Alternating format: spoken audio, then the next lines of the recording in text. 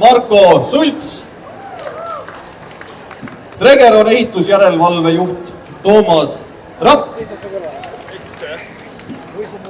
Emerald kinnisvara advokaat Kristjan Kers. Ja Toomus kinnisvara Toomus aastamaakler 2023. Parim maakler Diana Hein. Arutelu modereerivad meie kallid Kaisa ja Marge. Head kuulamist ja pange siis midagi kõrva taha ka.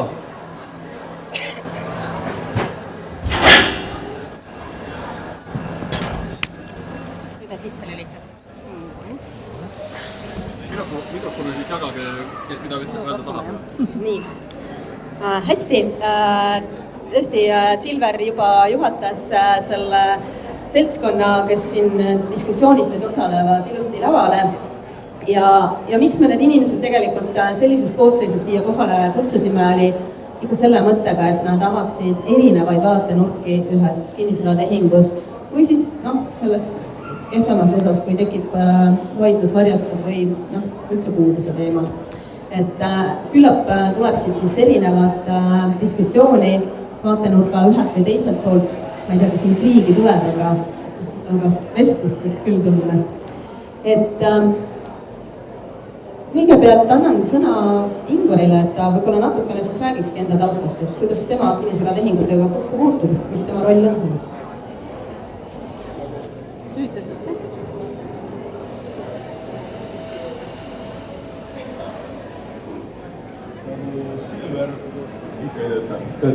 Nagu Silver ütles, siis mina Toomas kinnisvara arendusvaldkonna juht ja meie tiim siis arendab kortermaju, ärihooneid, kvartaleid, infrastruktuuri, ühesõnaga päris laiapõhjaliselt. Tallinnas ja Tartus siis meie viimane arendus Almee residentsid Jaamestik 2 sai ka eelmisel aastal Tartu aasta lemmikehitise tiitli tartlaste valimisel. Aitäh, tartlased! Ja tehingutega puutun nii palju kokku, et ma pean neid siis aeg-ajalt allkirjastama, mitte alati, aga vahest ja mida aeg edasi, seda vähem mul endal on võib-olla klientidega nagu kokkupuudet ja rohkem pean jälgima, et kuidagi süsteemid nagu ettevõttes töötaksid, aga aeg-ajalt ikka suuremad küsimused laual on, siis nad jõuavad ka minu lauale. Järgmiseks siis anname sõna Marko Sultsile, kuidas tema seosed siis on puudustega või tehingutega. Meie kahjuks on seda, et ennekõike me puutume kokku nii-öelda varjatud puudustega, et siis tehingujärgsete varjatud puudustega, mis uurele omanikule siis peavoolu valmistavad. Kahjuks on seda kui kujunud, et kui mõned aastad tagasi siin oli meil aastas sellised juhtumeid võib-olla 10-15, siis tänaseks on olukord selline, et käesoleva aasta esimese poole jooksul on 40 sellist varjatud puuduste keisi laua peale. Õnneks on küll seda pidi, et suurem osa töös siiski on ennetav, et siis enne kinnisvara ostu-müügi tehingu sõlmimist kontrollime kinnisvara seisukorda, mis on muidugi tore, selles vaates, et omanikud ja ostjad sageli tellivad meie teenuse kahasse. Mulle tundub, et siin on väga suur roll muidugi professionaalsetel maakleritel, kes on kinnisvara turgu harinud, nii et püüdlad pikku, et varjatud puudusi oleks vähem ja tehingud oleksid alati läbipaistvad ja selged mõlemale osapoolele. Nii, annan nüüd sõna siis Toomas Rapile, ehitusjärelevalve poolde. Tere kõigile!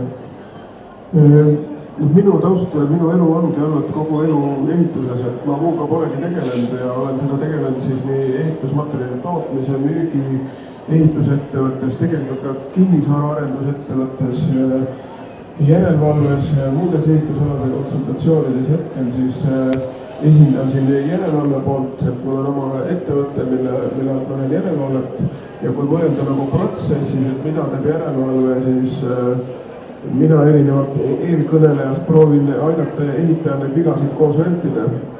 Ja seda ma pean kohe ütlema, et ega järelevalvetöö iseseisvana tegelikult nagu ei olegi midagi, et see on ikkagi puhas koostöö tellija, ehitaja, kui on vaja tagasi appi võtta projekteerija, järelevalve. Et kõik nagu suurepärased kui ka utsu läinud projektid on ikkagi tulnud koostöös. Et järelevalve funktsioonid on tegelikult seaduses nagu suhteliselt täpselt piiratud. Mina olen võib-olla veidi teistmoodi ka tegutsenud, et kuna kogemus on olemas ka nagu ehitaja poole pealt, arenduse poole pealt, et no, mina olen nagu põhimõtteliselt proovinud leida seda kõige nõrgemat lüli või seda kõige nõrgemat poolt, mida aidata siis kaasa ja loomulikult siis ka need järelevalve kohustuslikud pooled. Ja ehitustehniliselt, kui me siin räägime varjatud puudustest, eks nad ikka kipuvad samad asjad korduma ja ongi nagu osad riskantsemad kohad. Ja jah, võib-olla annaks küsida edasi. Jaa, anname naabrile edasi, Kristjan Kers siis oma konsultantidest. Jaa, tere kõigile.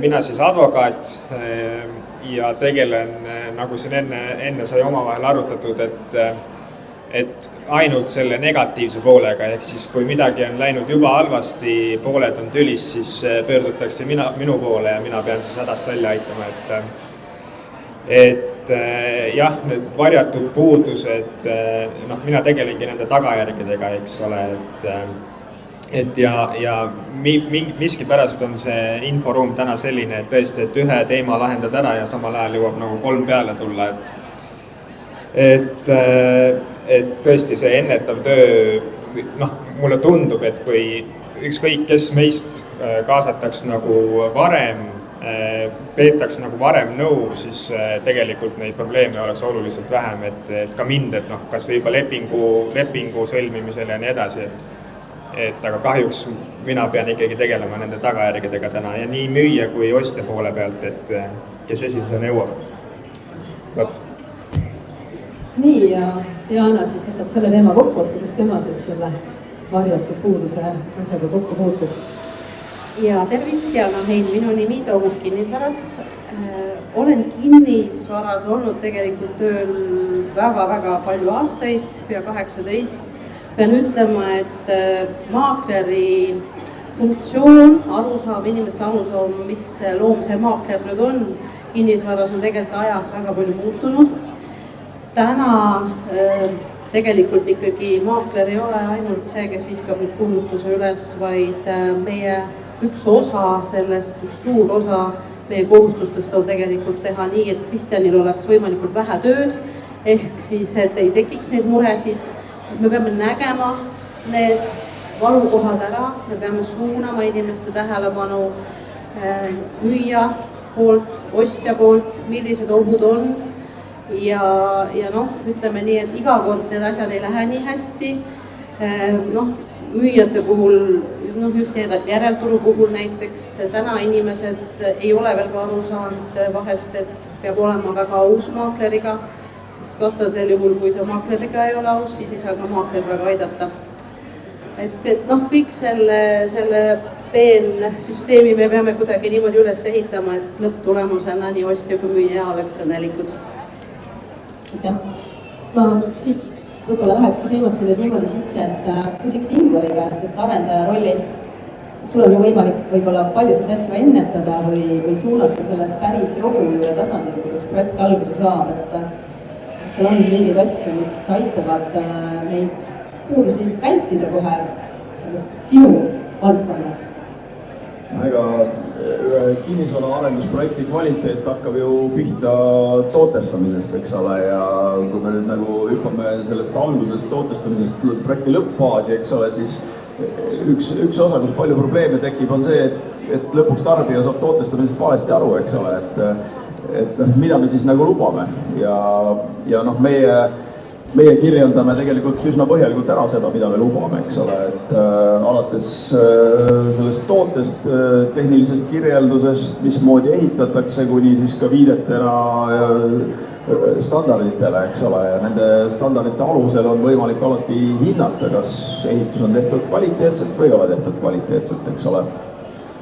nüüd edasi tuleb siis projekteerimine ja kas projekteerimine tehakse hästi või halvasti, et see on nagu nii keeruline maailm, et me võiksime siin nagu siis mitu päeva ilmselt istuda nagu. Ja kui projekteerimine on halvasti tehtud, eks ole, siis suure tõenäosusega järgneb sealt ka halvasti tehtud ehitus, eks ole, et halva projekti pealt nagu hästi ehitada on äärmiselt keeruline. Ja lõpuks siis taandubki selle, et kas see organisatsioon ja projektijuhtimise meetodid on pädevad või nad ei ole, eks ole, et sealt see kvaliteet tegelikult tekib. Alates siis sellest samast tootestamisest tuli siis lõpuks klienditeeninduseni ja seal vahepeal siis projekteerimine, ehitus, kõik muud jutud. Kas on abi ka sellest, et millise ehitusjärelevalve sa endale valid? Sellest on järelevalvele kindlasti väga suur vahe, eks ole, kusjuures meil on välja kujunenud sellised oma partnerid, keda me kuidagi usaldame ja kes siis, kelle teenusega me oleme rahul, seda nii Tallinnas kui Tartus ja on ka kogemusi teistsuguse, me oleme isegi vahetanud järelevalvet sellepärast, et näiteks ehitajaga pidev tülitsemine ei paranda kvaliteeti, eks ole, kvaliteeti parandab see, kui ollakse konstruktiivsed, eks ole. Ja lati alt läbi joosta ka kindlasti nagu ei saa, eks ole, et järelevalve, ma ei tea, nagu ei tee piisavalt, see ei ole ka nagu lahendus, eks ole. Ja mis meie kogemus on see, et me hindame, et meie sisemine kvaliteedi järelevalve on vähemalt samas mahus, kui teeb nagu kohustuslik ehitusjärelevalve. Kohustuslik ehitusjärelevalve teeb meie puhul seda, mida omaniku järelevalve nõuded või määrus nagu ette näeb, eks ole, ja natuke me nõuame sealt nagu mõnda asja nagu juurde, eks ole, aga meie enda projektijuhi ja see järelevalve on vähemalt teist sama palju ja siis sellise kombona, ma arvan, on see väga hea, et meie sisemine järelevalve, omaniku järelevalve ja tegelikult meil on ka ehituspartnerite sisemine selline kvaliteedi kontroll, nende huvi on ka, et mingi jamad ei tuleks. Ma tahtsin öelda siin kommentaariks, et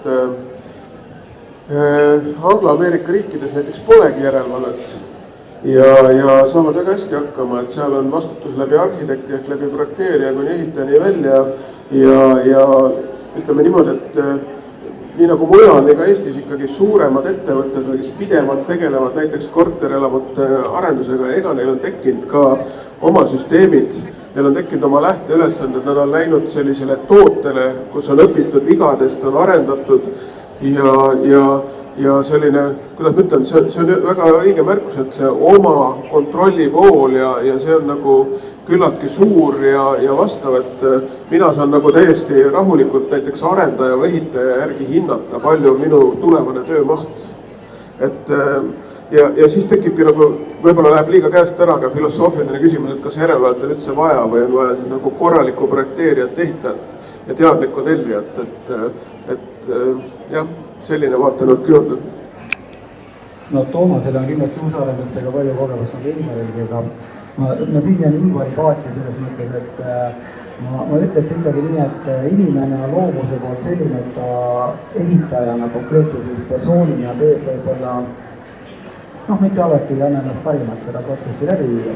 Ehk siis, et ehitusjuhtimine minu kogemuse järgi on küll number 1, mis uusrakenduste kvaliteedi määrab, et loomulikult projektide kõik planeerimisprotsessid sinna juurde, aga samas kui me võtame sellise ostja vaate või siis lõppliendi vaate, kes sellest ehitusprotsessist nii ei tea nagu teie härrased, et mis seal betoonikihi all on ja mis seal parketi all on, siis meie kohtame kõige rohkem probleeme võib-olla oma kliente ja uusarendusi ostes esindades sellega, või kohtume sellega, et just nimelt ostja on enda arvates ostnud midagi muud.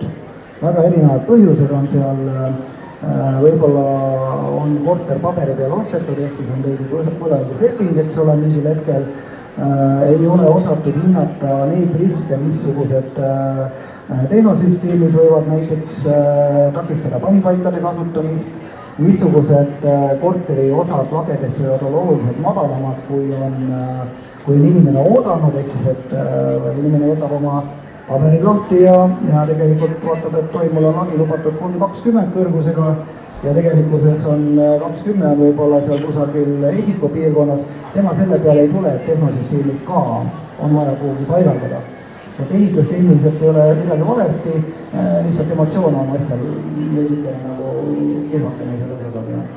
Seal on vist hästi tähtis roll siis maakler tegelikult või müügiesindaja, kes selle kliendi suhtluse on ju enda peale võtnud, eks ole.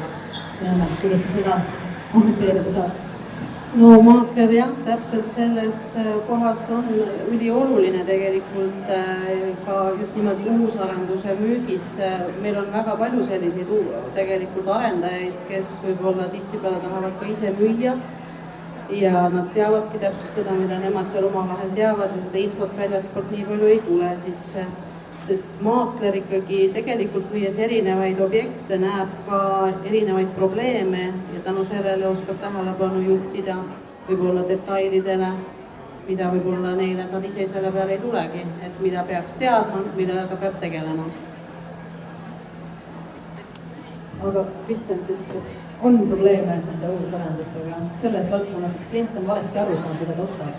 Jaa, mitte ainult uusarendustega, et ongi see, et ütleme, kui me räägime vanema maja müügist, et siis lepingusse pannakse küll kirja, et näete, mul on seal põrand natuke kuskilt katki või on kriimustunud, on ju, siis ostja ütleb, et see ei ole mingi probleem. Ja siis hakkavad nagu elama ja siis vaatavad, ma ei arvanud, et see nii hull on ju, et siis tahaks nagu tehingut tagasi pöörata, et see infovahetus ja eks siin ongi maakleri roll päris suur, eks, et seda infot vahetada, ja nii-öelda varjatud puuduste kontekstis on ka maakleri roll õiguslikus mõttes nagu selline päris huvitav, et ühelt poolt müüja tahab seda nagu ikkagi ära müüa, samas ta ei taha nagu hiljem vastutada, et ta tahaks ikka selle info kätte anda, et kas või tuleb nagu hinnas alla, ostja tahaks ka võimalikult odavalt saada, aga ei taha varjatud puudusid osta. Nüüd, mis on maakleri eesmärk? Müüa võimalikult suure hinnaga ja ühesõnaga teha see müük ära, et ja lõpuks maakler hiljem ei vastuta nende varjatud puuduste eest.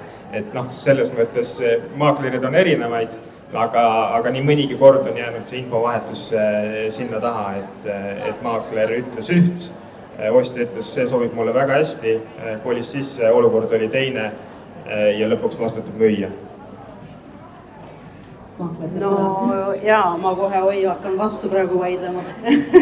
Tegelikult täna ikkagi maakleri roll on päris suur, sest olgem ausad, me tahame seda tööd teha ju mitte ainult 1 aasta.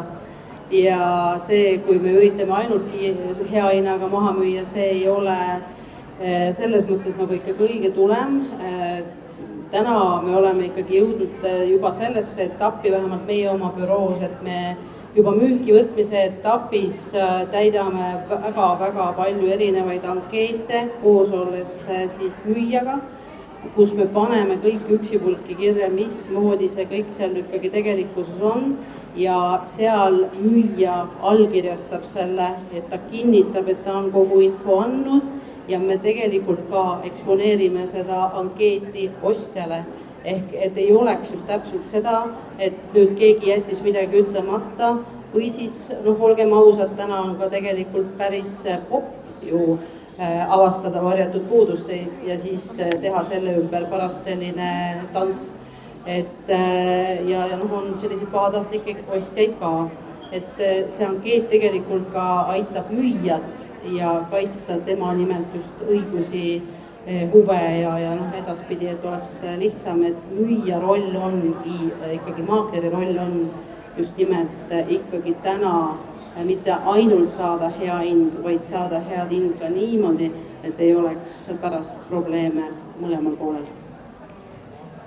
Kindlasti, aga siin sellise uue arenduse või uue kinnisvara puhul peaks aitama ju garantii teatud nagu puudusi või vigu ju ostja jaoks, eks ole, nende välistada, et kas garantii kaitseb ostjat, Kristjan? Jaa, garantii on ju selles mõttes uue maja puhul tõesti, ta on lihtsalt lihtsam viis õiguslikult neid, mis iganes puuduseid ju siis kõrvaldada, on ju. Ja sellepärast ka nii-öelda uusarenduste puhul, kui just probleem ei ole väga ulatuslik, siis nii palju neid ka minu lauale ei jõua, sest ongi seal see garantii ja see kaitseb loomulikult ostjat, et ostja saabki öelda, et näed, mul on siin need ja need asjad, garantiiperiood kestab ja tehakse korda, on ju. Nüüd, nii-öelda vanema maja puhul ei ole seda garantiid, eks ole, ja sealt siis tulevad kõik need nii-öelda seadusest tulenevad piirangud, on ju, et tuleb teavitada ja kui kaua saab nõuda ja mis on need eeldused ja mis üldse varjatud puudus on, et sa ju pidid nägema, et see, ma ei tea, veetoru on siin katki, on ju, aga jah, garantii on selles mõttes ostjale väga lihtne ja kaitseb kindlasti ostjat, jah. Ma juhiks korra tähelepanu sellele, et kui tahate garantiid saada uusehitusele, siis te peate vaatama ikka, et teil lepingus ka on, meil enam kohustuslikku garantiid ei ole ja see on nagu kokkuleppe küsimus, on ju tavapäraselt niisugune 2 aasta kanti on väga erinevaid ja ehitustehniliselt ikkagi uusehitusel selle 2 aasta jooksul kas või seoses vajumitega ja mingid asjad nagu toimivad ära ja ka ehitaja täiesti teadlikult arvestab, et mingid protsessid toimuvad garantii ajal ja reeglina tehakse need ära, et lihtsalt tähelepanu, et teil oleks ilusti lepingus ka siis see kirjas. Ja aga meie vaade garantiiperioodi võib-olla selline või igapäevane kogemus, et enne garantiiperioodi lõppemist siis enamasti kõlitakse kas eramu või korteri ülevaatus ja võib-olla meie üldine kogemus on, et ehituskvaliteet on üsna hea, aga mis need siis koduomanike hirmud see juures on, et esimene asi just nagu Toomas ütles, et mingid vajumised käime, enamasti me kohtame seda, et võib-olla see ehitusprotsess on väga kiire ja ehitusniistuse väljakujumine tekitab pragusid siis erinevatesse konstruktiivsetesse nurkadesse seal. Aga teisipidi omanikul on nii suur ilm, et äkki maja puudub kokku. Ja teine võib-olla kõige keerulisem vaade üldse sellele on, et kui koer on seina ära närinud või siis, et lapsed on lillepotid ümber ajanud ja kastnud tervet põrandat ja põrandakattel on olulisel määral kahjustatud, siis väga sageli koduomanik arvab, et garantii katab ka need aspektid. Ja tihti meil on väga keeruline situatsioon, et meie kliendis me teinud teenuse, kes me taha paremale justkui ära panna, et uut põrandat on vaja, siis me peame siin rattavasa sellega, jah. Aga kui ulatuslik see garantii on siis, et võib-olla ostja tahab nagu teada, milles siis arendaja või müüja vastutab? No, esiteks 2 asjal vahet teha on, üks on müüja vastutab, mis tuleb seadusest, eks ole, ja sisulises mõttes on ka teatud mõttes garantii, eks ole, aga teise nimetuse all. Teine on siis lepinguline garantii, millele Toomas viitas, eks ole. Et uusarendustes me ühiskonnana oleme kuidagi nagu aktsepteerinud ja kokku leppinud, et näed, ehitatakse uus maja ja ikka mingi viga on, eks ole, ja see on nagu okei, et kuskil on mingi viga ja senikaua, kuni see nagu ära parandatakse, eks ole, just nimelt selle jaoks selline garantii ongi, eks ole, et järelturu või siis vanemate asjade puhul sellist kokkulepet ei ole ja selle on ka veidi nagu põhjus, et uusarenduse puhul seal on vastas üks tavaline tarbija, kelle võimekus või kompetents nagu hinnata on ühesugune ja teisel pool siis professionaalne kinnisturaturu osaline, eks ole, järelturul mõlemad on sellised, kes ei pruugi tegelikult asjadest teada ja kui eeldada, et see, kes müüb, nagu on pädevam ja kompetentsem kui teine, kes ostab, et minu meelest sellist eeldust põhjust nagu ei ole, eks ole. Aga mida garantii katab puuduseid, neid puuduseid, mis on seotud ehitusega või tulenevad ehitusest, eks ole. Kristin võib täpsemalt kommenteerida, aga põhimõtteliselt see puudus pidi olemuslikult olemas olema sel hetkel, kui see maja sai valmis või anti kliendile üle, eks ole. See, kas ta oli avaldunud või on ta avaldunud, et see on nagu ebaoluline, eks ole. Et kui oli valesti projekteeritud ja see avaldus nagu 2 aastat või 5 aastat või 10 aastat hiljem, siis see oli puudus, mis oli tol hetkel olemas ja läheb tegelikult nagu müüja vastutuse alla. Või siis selle sama lepingulise garantii alla, eks ole. Et lepinguline garantii enamasti on 2 aastat, eks ole. Müüja vastutus võib olla mõnel juhul pikem. Ja kui see puudus tekkis hiljem, eks ole, näiteks, ma ei tea, mingi orkaan käis üle Eesti ja katus lendas minema, olgugi, et ta oli igati nõuetekohaselt projekteeritud, aga orkaan oli piisavalt tugev, regis katus ära, siis see ei ole garantii. Ja kui koer närib määrib nurga ära või noh, nagu meil sellel aastal oli üks case, millega me pidime tegelema, kus inimesed lihtsalt ei olnud aknaid hooldanud ja olid kuidagi, ma ei tea, rippunud selle akna või noh, niisuguse rõdu ukse küljes ja nagu no ikka lõhud lõpuks hinged ära, kui sa valesti kasutad või lased tuulel nagu rõdu ukse pahupidi lüüa, noh siis see ei ole garantii, eks ole. Jah, ega siia lisada on midagi raske, et noh, see loogika peakski olema see, et see, mis tuleb ehitajast, läheb garantii alla, on ju. Et tõesti, kui koer ära närib, siis seda korda tegema ei pea, on ju. Ja mis on nagu oluline, et see kehtib nii garantii puhul kui ka noh, siis selles mõttes selle üldise seadusest tuleneva vastutuse puhul, et see puudus peab olema olemas siis, kui sa selle maja või korteri vastu võtad, et noh, teinekord on nagu see, et viidatakse mingile puudusele aasta, noh tegelikult on ju, või suures pildis on võimalus 3 aastat nõuda neid puuduseid või noh, esitada nõudeid selle pinnalt, on ju. Et ja siis esimene müüja see vastuväide ongi see, et aga mul on vaja tõendid selle jaoks, et see puudus oli olemas siis, kui ma selle sulle üle andsin, noh, ma ei tea, mingi hallituse näide, on ju, et võib-olla ongi 3 aastat aknad kinni olnud ja siis tekibki nagu niiskus ja hallitus, on ju, et see on nagu ostja jaoks üks probleemkoht, et kuidas seda siis nagu tõendada. Aga jah, suures pildis see, mis tuleb ehitajast, on garantii all, kui tuleb orkaan või koer, siis ei ole. Ma võib-olla nii palju veel vahele räägiks, et vältida uusarenduse puhul selliseid probleeme garantii ajal või siis millest vahest tekivad need arusaamad inimestel, et või siis päriselt ka, pehmelt öeldes ütleme otse, nad keeravad midagi tuksi, on see, et inimesed ei vaevu läbi lugema kasutusjuhendeid. Täna ikkagi uusarendused, kui sõlmivad asjaõiguslepingu, võtmed antakse kätte, siis antakse kätte ka kasutusjuhend. Et tegelikkuses see kasutusjuhend ei ole ainult formaalsus, vaid sellega tuleb päriselt ka tööd teha, endale selgeks teha, kuidas midagi töötab ja siis ei juhtu ka selliseid probleeme. No olete minusti ette, et ma tahtsin tegelikult juhtida ka umbes sarnasele asjale tähelepanu, et ka uusarendustel tehke selgeks, mida te ostate, mis te selle asjaga nagu peale hakkate, et mul on nagu hästi konkreetne näide, kus termopuit põrand, kõik teavad, et nagu teoreetiliselt termopuit ei tohiks üldse mängida, mitte midagi ei tohiks nagu juhtuda, aga võta näpuks sügises oli toa keskel punnis. Ja mis siis välja tuli, tegelikult seda ostetud toodet peab ka kasutama sellisel viisil, nagu ta projekteeritud ja ehitatud on, et näiteks hoiti kokku raha elektri pealt ja ventilatsiooni kasutatud. Oli hästi niiske suvi, hoiti aknad uksed lahti, niiskust oli suvel soojaga sisse ja põrand oli punnis, et nagu puhas nagu noh, taheti ühte, tulemust tuli nagu teise koha pealt selline tagasilöök, et alati tasub selgeks teha, eriti nüüd tänapäeval, kus on tehnosüsteemid hästi palju arunenud, kus on kütte, jahutus, ventilatsioon, et mida ja mis ajal nad siis teevad, et ja kas nad töötavad nii, nagu nad on planeeritud.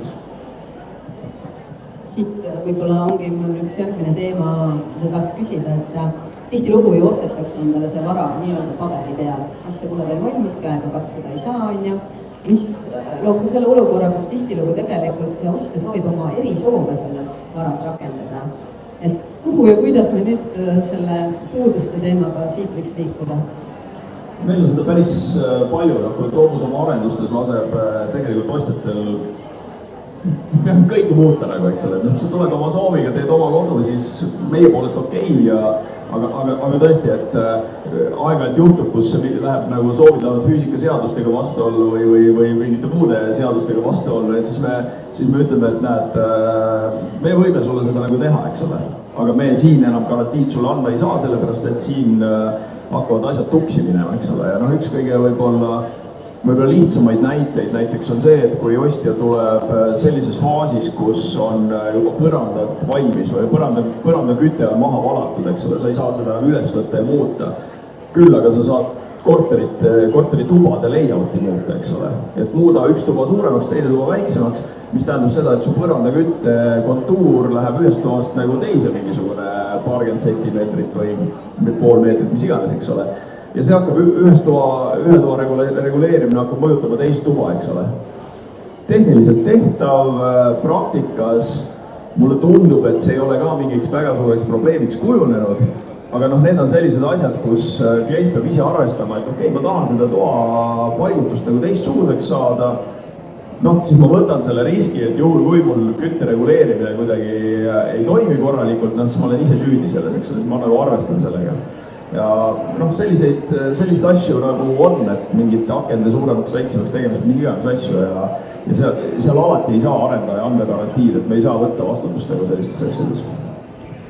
Ja ma kohe siia lisaks, et selle puhul ongi nagu kõige olulisem see, et see mis iganes ostja nii-öelda soov oleks fikseeritud kirjalikult, et see on see probleem, kus minu praktikast jõuab see kõige rohkem, et ostja ütleb, et näed, ma ju ütlesin seda, soovisin seda, müüa ütles ei, et meil on hoopis teine jutt, on ju, ja kuidas siis, lõpuks mina vaatan seda, mis siis nagu kokkuleppe paberi peal oli, on ju, ja võimalikult täpselt, eks sealt tuleb vaadata ka ostja profiili, on ju, et kui ongi hästi palju soove, siis seda tähelepanelikult võiks kohe alguses vaadata, et see oleks fikseeritud, on ju.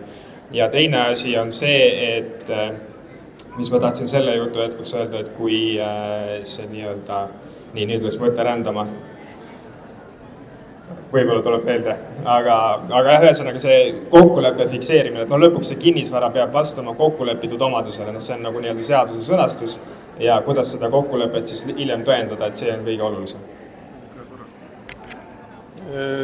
Ehitustehnilise poole pealt muidugi on, kui sellised muudatused on ja ulatuslikumad, et siis ka kindlasti, et oleks dokumenteeritud, et teostusjoonised, kui on vaja mingit konstruktsiooni kontroll või läbiarvutamisel, et kõik need oleks olemas, et pärast ei tea keegi mitte midagi, mis seal tegelikult ümber tehti, võib-olla kellelgi kuskil mälus opis on, et see dokumenteerimise pool ka siis paluks juurde tähelepanu andma.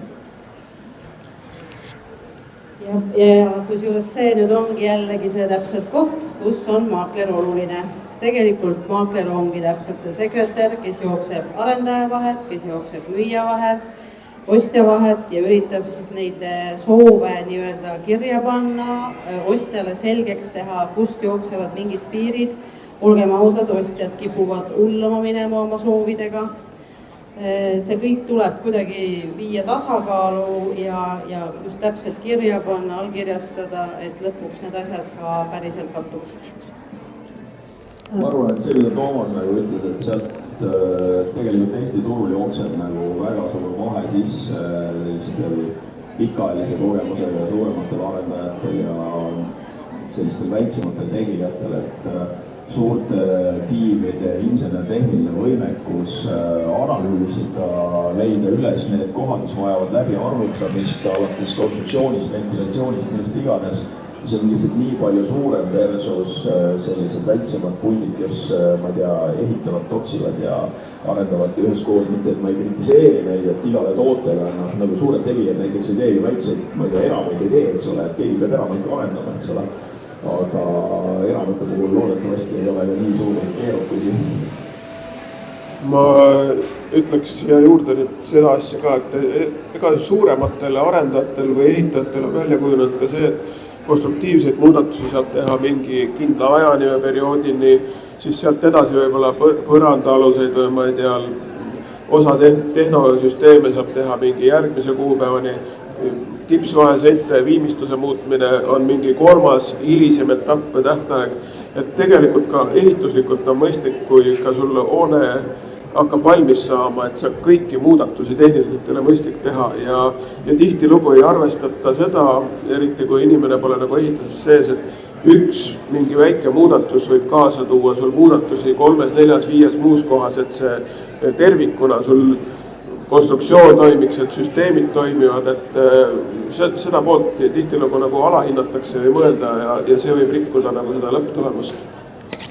Ma lisaksin Toomase jutule, et meie vaatame jälle lõppliendi vaatest, et väga toredad on need paindlikud lahendused, mida arendajad pakuvad, et ostja saab setida ruumiplaneeringut ja nii edasi, aga nagu Toomas veel nüüd, üks väike muudatus võib luua väga palju muid probleeme ja me näeme igapäevaselt, et kui arendajal on kogemust vähe, siis nagu Ingvar ütles, muudame tubade suurusi või võtame mõne vaheseina üldse ära, jätame need seinad paigaldamata me näeme igapäevaselt seda, et näiteks siis lülitit ja pistikuasendid on täitsa valedes kohtades, mis tunduvad väga ebaloogilised, uste käelisus on sobimatu, pistikud lülitid on sellistes kohtades, kus neid on kasutada väga ebamugav ja kõigele lisaks meie kogemus näitab seda, et sellised no ma ei ütleks suured ja väiksed arendajad, ma tooks võrdlused võib-olla kogenumad arendajad, nemad teevad ka ehitusregistrisse muudatused, sest projekti muudatused viiakse vastavalt korrale sisse,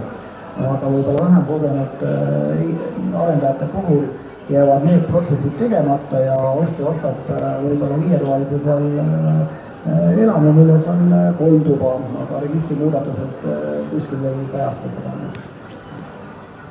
Väga hea selline näide tegelikult selle kohta, et see puudus ei ole ju seotud ainult selle ehitusliku küljega füüsilise asjaga. Puudus võib olla ka ju juriidiline.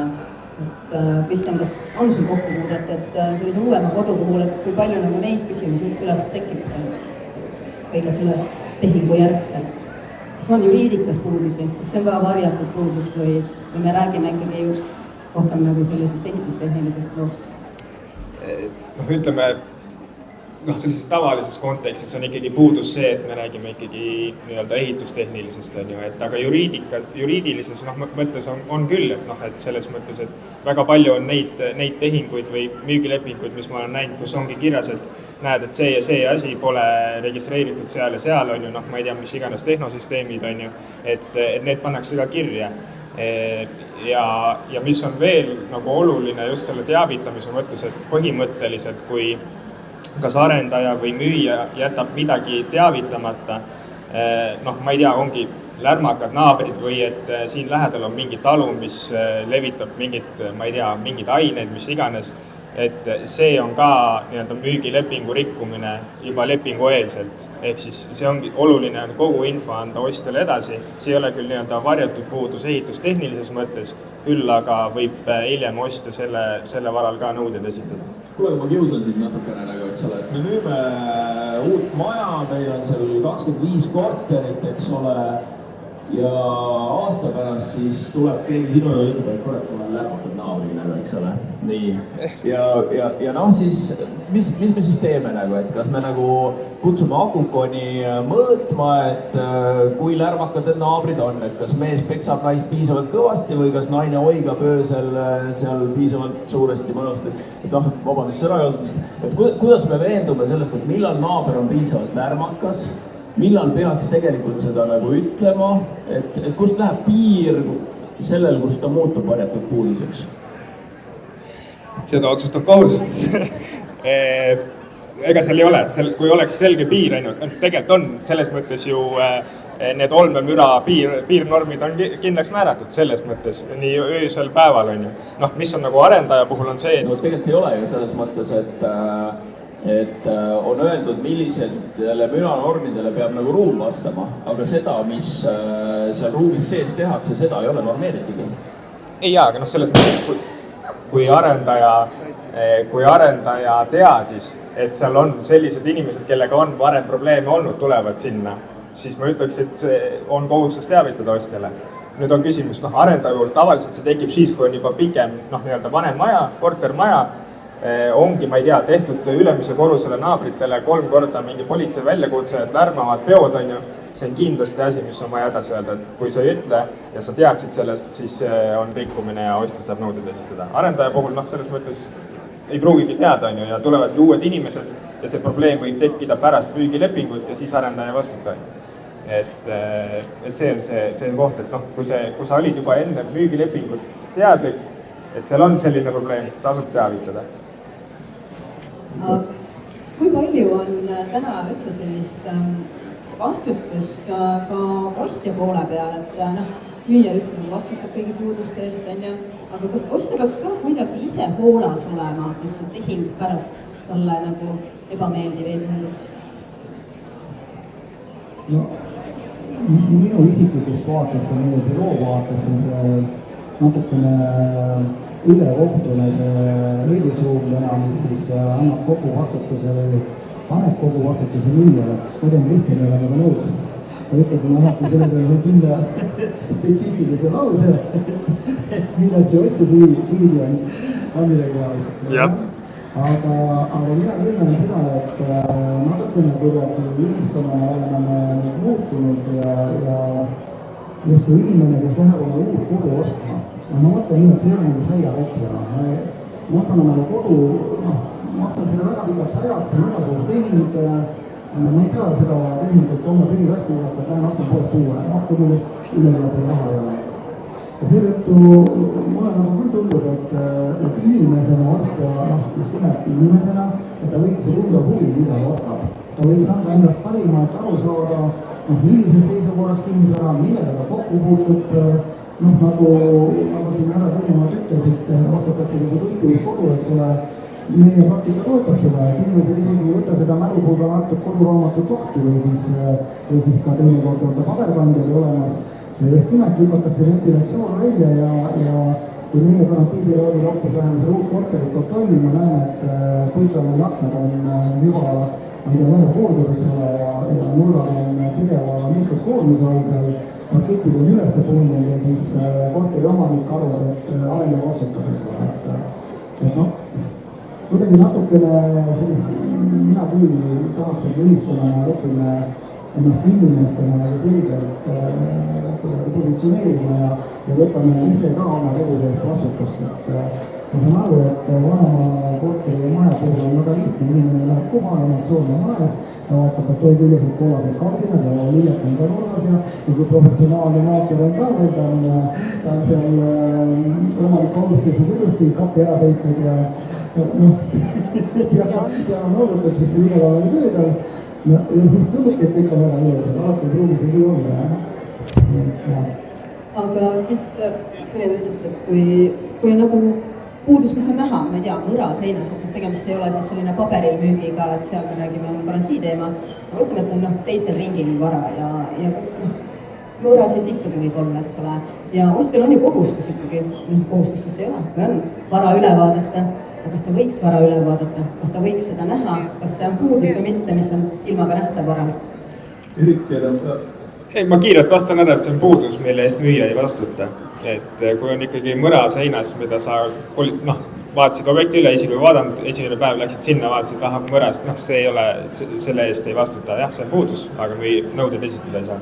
Eriti nõnda ongi see, et ostel ei ole kohustust asju üle vaadata ja tal ei ole ka kohustust aru saada, mida ta ostab nagu, et Eesti seadusandlus, et selles mõttes ma olen nagu Markoga täiesti samas paadis, et meie seadusandlus ongi siin tegelikult lündakas ja sellise tehingu puhul minu hinnangul ka ostja nagu peaks süvenema asjadesse ja mulle isiklikult tegelikult meeldib, kui Marko eksperdid jälle sajavad meie arendusele sisse ja siis hakkavad seal vigu üles loetama, eks ole, et minu arust nagu väga lihtne tuleb raport, kus on vead üles loetud, ma annan selle esitajat, et näed, palun vead ühid parandatakse ära, klient saab minu viiavõtte korteri nagu tore, eks ole.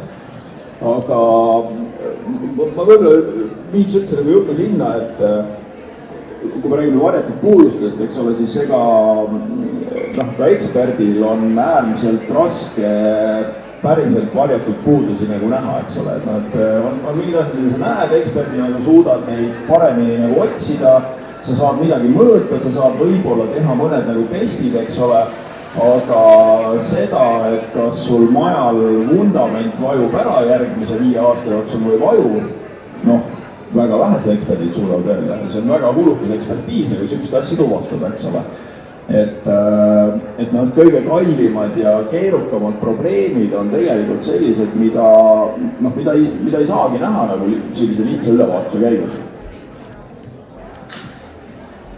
Ja ma olen Ingvariga täiesti päri, et mida meie teeme, et järeltulu kinnisvara puhul me siis lähtume põhimõtteliselt 8 aspektist.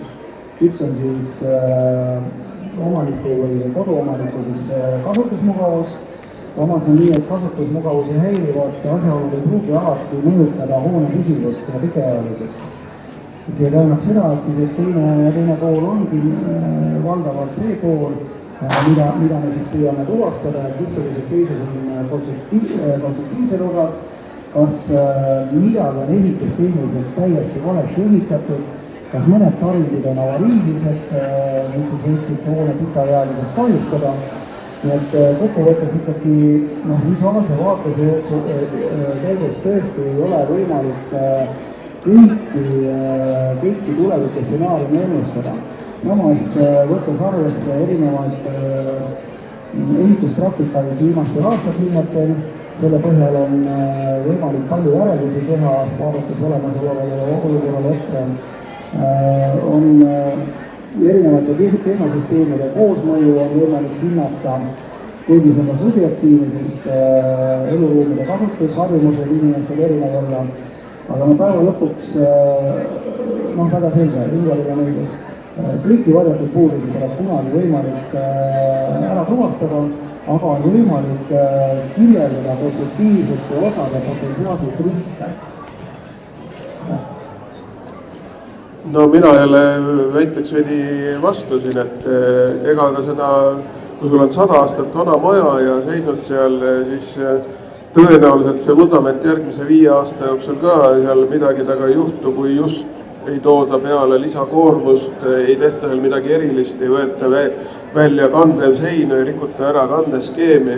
Et mõned asjad on ka tegelikult suht ikkagi lihtsalt ja loogiliselt üle vaadata, et kas vana puumaja, kui sul harjajoon on sirge, vaatad sees on seinad nagu loogiliste kohtade peal, midagi pole välja vahelt võetud, et saab ka mingid sellised üldiseid asju ka nagu üle vaadata ja seisukohta anda, aga selge on ka see, et vanal majal igat pidi on oma mingid riskid, et tehnosüsteemidest mingil ajal midagi võib anda, teatada, et on lõppaeg käes, tugevvoolu asjad, mis ei vasta nõuetele, ma ei tea, konstruktiivsed lahendused, on mingi veeavarii puitmajas, muutub mingi aja jooksul, et üldiselt ikkagi see loogika kehtib, et mida rohkem teed eeltööd, seda vähem on sul pärast võimalust eksida. Ma võib-olla nii palju vahepeal räägiks vahele, et kuidas päriselt tegelikult turu peal need asjad käivad ja maaklerina just ma ütleks niimoodi, et võiks ju tunduda, et klient, kes on kõigega nõus, ütleb jah, paneb allkirja alla, annab raha, on unistuste klient, täna tegelikult see päris nii ei ole. Minul isiklikult meeldivad need kliendid, kes käivad 1 000 000 korda asja vaatamas, võtavad 10 eksperti kaasa, panevad kõik kirja, teevad endale hästi konkreetselt asja selgeks, sest tegelikkuses, reaalsuses nendega ei juhtugi pärast tagantjärgi mingid probleeme, sest nad teavad päriselt ka, mida nad on ostnud, nad on endale hästi selle asja selgeks teinud ja lõppude lõpuks see, et nad on nii põhjaliku eeltöö teinud, ju kaitseb ka müüjad, sest te olete saanud ju kõigega tutvuda, et milles probleem. Aga kliendid, kes tulevad puhtalt ainult emotsiooniga, vaatavad ohku äge, teeme ära, siis tegelikult täna maakleri roll ongi ka see, et just nimelt juhtida tähelepanu, kas te seda ikka vaatasite, kas te sellest saite aru, äkki tahate mõne eksperdiga tulla. Sest jah, täna kipub olema see, et nad tihtipeale ei saagi võib-olla päris aru, mida nad ostavad, puhast emotsiooni ja pärast on pettumus ühe, teise, kolmanda asja pärast. Enne kui me tegelikult hakkame seda asja kokku võtma, ma tahaks veel paar küsimust teile närida anda. Et kõigepealt Jaanale, et kui palju on seda head klienti, kes tuleb selle profimeeskonnaga seda asja ostma? Palju neid tegelikult on turul? Ega neid tegelikult palju ei ole. Ütleme niimoodi, et järelturul ehk siis kinnisvaral, mis on juba turul olnud ja oma elu elanud aastaid, juhtub seda tihedamini, kus siis kaasatakse mingisugused kinnisvaraeksperdid, ehituseksperdid, ütleme ausalt, ehituseksperdid on ka muidugi väga erinevad. Mõni tuleb, ütleb, et see on ainult maha lükata, mõni on tegelikult ikkagi päris asjalik, kes ütleb, kuidas päriselt asjad on. Et uusarenduste puhul seda väga üldiselt ei kasutata, juhtub küll, mis on hästi tore, minule väga meeldib, kui eksperdid on kohal, see teeb minu töö palju lihtsamaks. Aga üldiselt inimesed tegelikult ikkagi täitsa usaldavad, mida nad tahavad teada, kui juba müügipakkumise kokku paneme, kui seal on kirjas, et on ehitusjärelevalve, nad tegelikult guugeldavad ilmselt ka, kes on seal ehitusjärelevalve taga, kõik on hästi, et kuidagi see osa on üsna, inimesed oskavad jälgida seda ja samamoodi ka, kes on arendaja, mis on tema eelnevad tööd, guugeldavad, vaatavad, uurivad natuke arendaja tema ajalugu ja see on ka nende jaoks täna päris suur indikaator. Ja ma tahaks Kristjanilt küsida, et kui palju on sellist nii-öelda, kas on üldse olemas kiuslik ost, et mis tulebki juba plaaniga, et ma siin aiman, et mingi puudus on ja ma nüüd siit tehingust teen oma mingi äriplaani hoopis?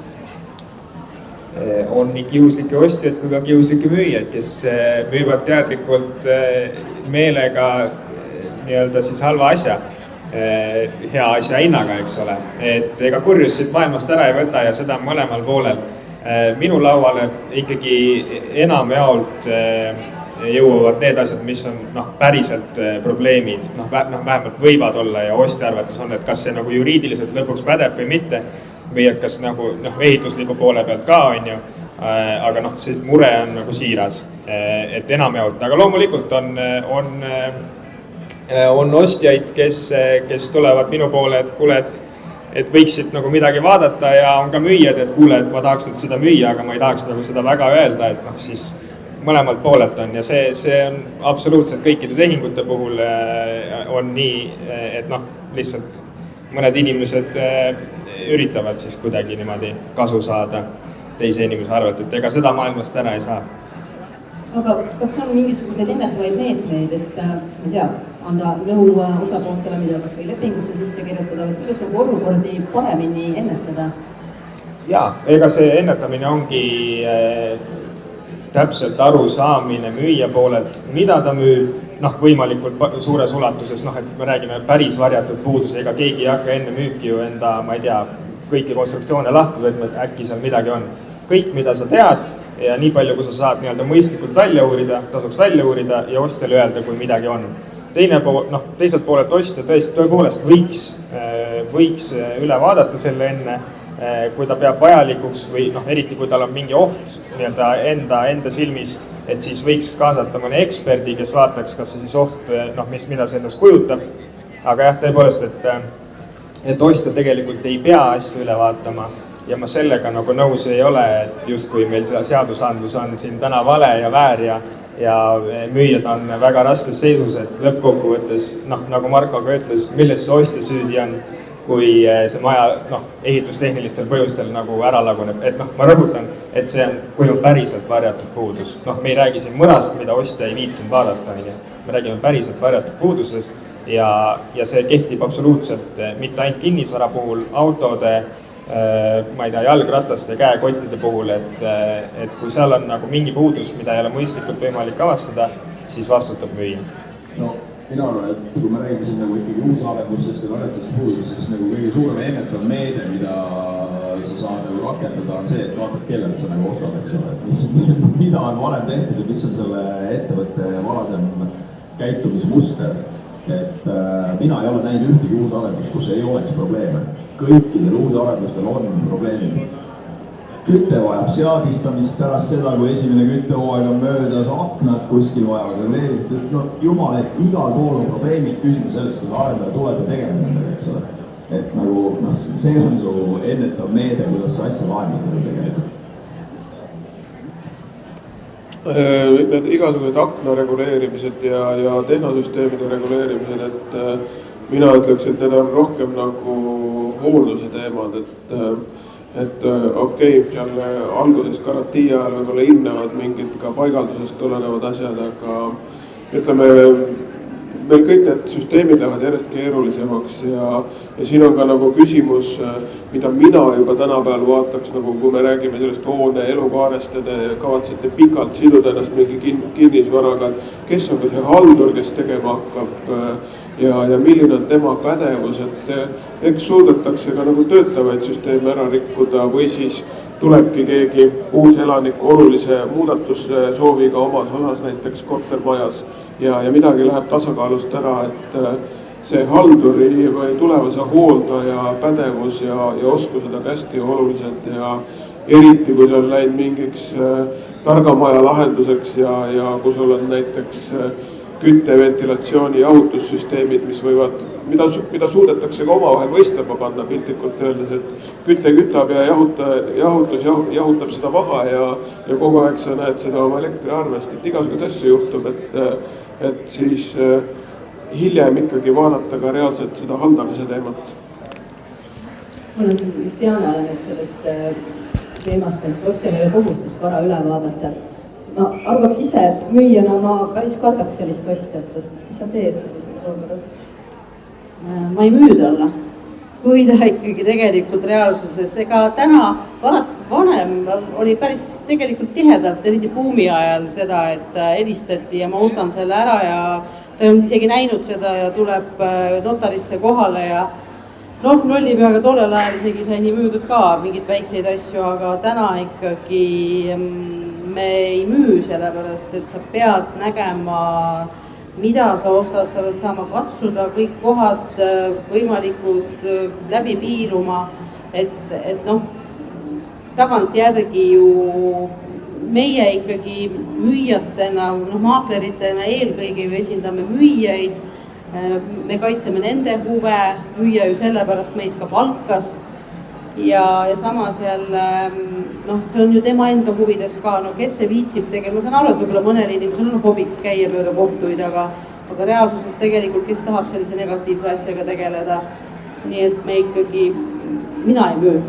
Kui vaatama ei tule, siis ma ei müü. Julge soovitus on ikkagi, et huvitatud asjast tule vaata enne tehingut, et see oleks kõigile selline osalusväärne, et müüja ja peaks ka pelgama midagi.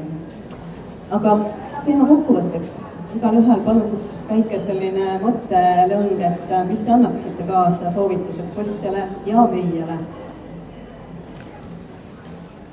Võib-olla tänasel päeval üks selline, ma ei tea, olge ausad endale, olge ausad maakleriga, olge ausad ostjaga. See tagab teile lihtsalt rahuliku une tulevikus. Küll meie selle teie vara maha müüme, ärge kahelge selles, aga aus peab olema. Teistmoodi lihtsalt ei saa. Mul on täpselt sama soovitus, et müüja poolelt ole aus, ostja poolelt vaata asi üle, mida sa ostad, tee endale selgeks, mida sa ostad ja mõtesta endale lahti, mida sa ostad. Ja eks see oleneb ka eesmärgist, et ega lõppkokkuvõttes mina ei ole objektiivne, mina kaitsen või esindan siis seda poolt, kes minu poole pöördub ja temal on mingisugune eesmärk, ütleme, et ostjal ongi eesmärk olla kiuslik, siis mul oleks teine soovitus, on ju. Aga et probleemide vältimiseks kindlasti mõlemalt poolelt ausad ja väga selgelt kokku leppida, mida üks müüb ja teine ostab. Mida mina soovitaks, et ostjale võib-olla eelkõige mõelda siis, et mida teil täpselt vaja on ja mida te olete valmis tegema, et kui piltlikult öeldes rahakott on väiksem, tahate teise ringi või mingit vanemat toonet, siis te peate suutma aru saada, et seal on tegemisi ja riskide koha pealt vanaloonal alati võib midagi välja tulla ja mida iganes. See ei pruugi olla üldse mingi varjatud puudus, sul võib mingis kohas mingi materjal ära väsida ja ütleme sellises vanas hoones on ilmselgelt tõenäosus, et mingid muresid varem hiljem tuleb, on olemas, et kui teil on võimalus ja tahate olla murevabalt ja võib-olla hooldusvabamalt, siis on uus ehitis, kui on uus ehitiselt ostate, siis kindlasti tasub vaadata, kas on kogemusega ehitaja, arendaja, kui on ja nad on ikkagi teinud näiteks, Eesti suuremad on võinud võib-olla teinud oma ajaloo jooksul siin 1000 korterid, siis ega ju ehitaja või arendaja ka laisk selles mõttes, et ta oma vigadest õpib ja teeb järgmine kord nii, et tal oleks lihtsam ja ütleme nii, et nendel pikaajalisel kogemustega arendajatel on tõenäoliselt need vead või suuremad riskikohad sealt juba kuskilt töö käigus välja läinud, et selles mõttes, kui tahate vähem muresid, siis tõenäoliselt uus ja uurige tausta ja tehke endale selgeks siis ka, et mida te saate ja kuidas te peate tulevikus seda ka hooldama, et oleks samamoodi kasutatav. Müüjatele ennekõike soovitaks siis, et usaldage professionaalset maaklerit. Igal juhul tundub see kuidagi veider ja see turusuhtumine natukene maakleritesse on võib-olla nihkes, et tegelikult professionaalsed maaklerid õpivad, harivad ennast, nad on olnud ennast olukorda, kus nad esindavad oma klienti ja võtavad sellest parima. Teine asi müüjale siis kindlasti samamoodi, et püüdke ise ka aru saada, mida te müüte, sest väga sageli müüja ei tea, mida ta müüb. harjumuspärased mustrid, ma olen 30 aastat samas majas elanud, ma ei tule selle peale, et mingid asjaolud võivad olla uuele omanikule häirivad ja mis hiljem võivadki tegelikult kvalifitseeruda võetud kuulusteks. Seega olge ausad, andke maaklerile täisinfo, kaasate vajadusel spetsialistid, ostja poole üle 100% toomade nõus, mõelge läbi, mida te ostate, missugused on teie vajadused, missugused on rahalised võimalused. Kui ostate vanemat kinnisvara, siis ilmselgelt on ootuspärane, et hoolduse võib-olla remondi kulufond peab olema veidi suurem, vaadates tulevikku. Kui ostate uue kinnisvara, siis täpselt uurige natuke rausta ja vaadata, kelle käest te ostate, sest uusarendusi rajatakse väga palju, arendajaid on väga mitmeid. Ennekõike otsige siis selliseid mustreid võib-olla, kas probleemide tekkimisel siis arendaja ära kaob või mitte, et see on üks väga oluline mõõde. Kui siin eelkõnelejad tegid kummaluse kuidagi maaklerite poole, siis ma teen just võib-olla kummaluse nagu Toomase ja Marko poole, et ma küll innustan tegelikult ostjaid, et kui sa ostad midagi kaasa ekspert, mitte selline ekspert jutumärkides, kes kunagi oli su onu ja 70-ndatel omale ühe maja ehitas ja kes tegelikult tänapäevasest ehitusest eriti palju midagi ei tea, aga päris ekspert. See teeb kõigi elu lihtsamaks nii sinul ostjana kui ka arendajal, kellel on vastas professionaalne partner, kellega kõik probleemid läbi rääkida ja teeb väga palju elu lihtsamaks ja ka odavamaks tegelikult. Aitäh teile, nii palju häid mõtteid oli ja kõik, kes on tehingutega kokku puutunud või kavandavad neid, siis nende meestega tasub asju ajada, mulle tundub, ja naistega. Aitäh Dianale selle naisjõu eest siin lava peal. Aitäh! Täname!